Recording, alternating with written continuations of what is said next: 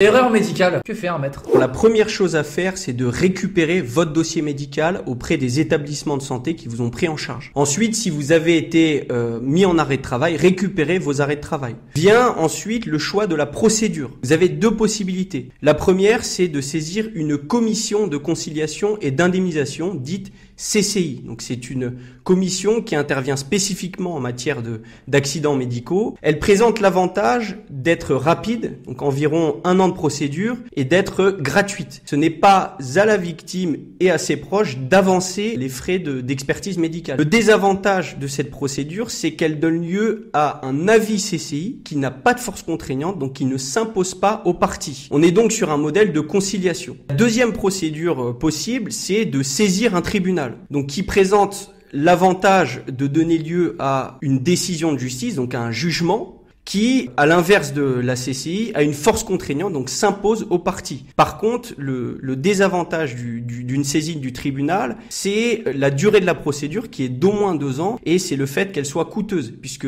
c'est à la victime ou à ses proches d'avancer les frais d'expertise médicale qui sont relativement coûteux. Pour donner une tranche, sont d'entre 1 000 à 4 000 euros en fonction de la complexité de votre dossier. La CCI ou le tribunal répondra à la question suivante: êtes-vous victime d'une faute médicale?